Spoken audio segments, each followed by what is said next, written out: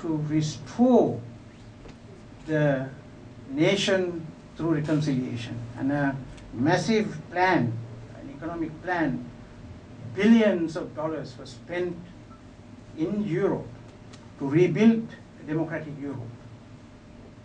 And that again is a shining example of extraordinary leadership, which gave an impetus to Europe to be what it is today. And then also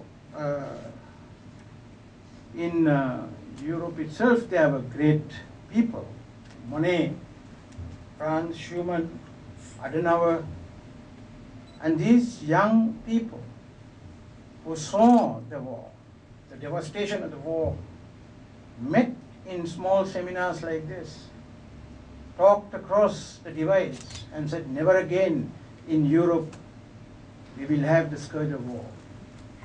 And through that they built a framework, a constitution for a federal Europe, which can accommodate multi-languages, nations and peoples. And in a way, those men have to a large extent eliminated the scourge of war in Europe. And that is not all.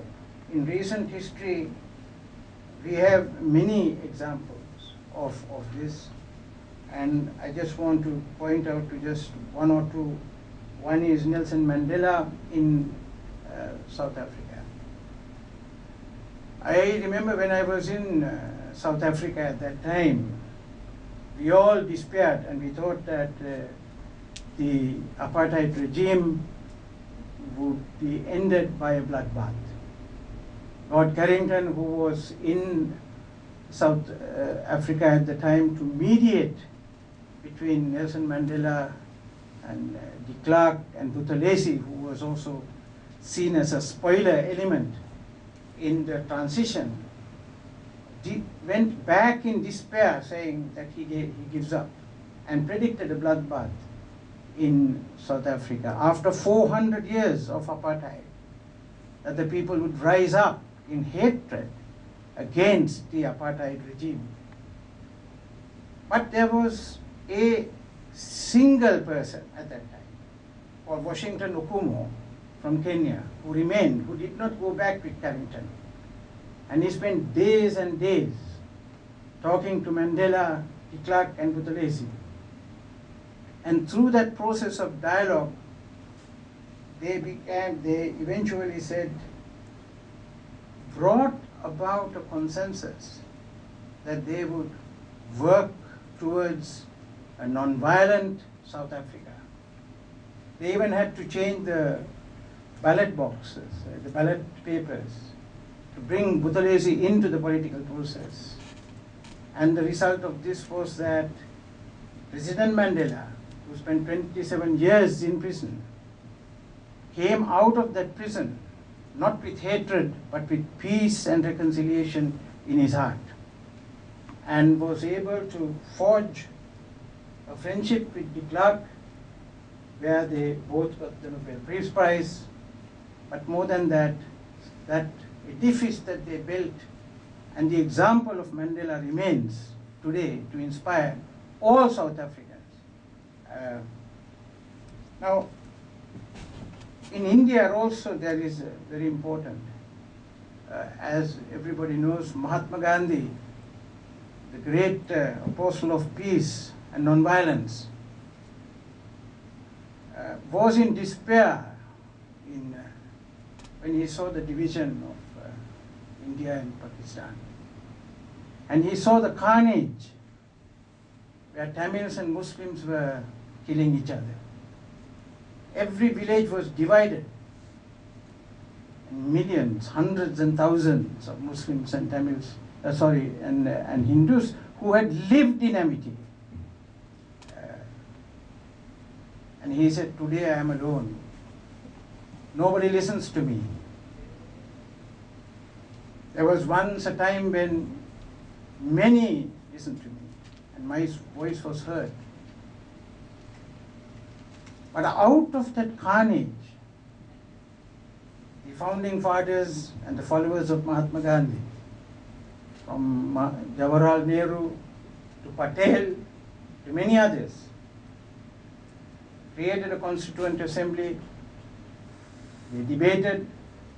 Never again in India will they see the scourge of communal hatred, and built a federal India which respects the diversity, the linguistic and ethnic diversity of a multi-national nation.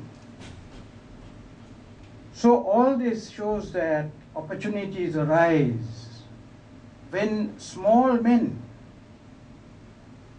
perhaps with small minds, when they are seized with that opportunity, become great men with great minds. And this is very relevant to Sri Lanka, that small men with small dreams can rise up to the occasion and build a new Sri Lanka. And for that, the opportunity is today.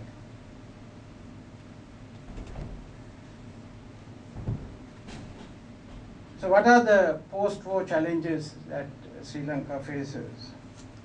It is very clear that the root causes which led to this awful and terrible war should be addressed.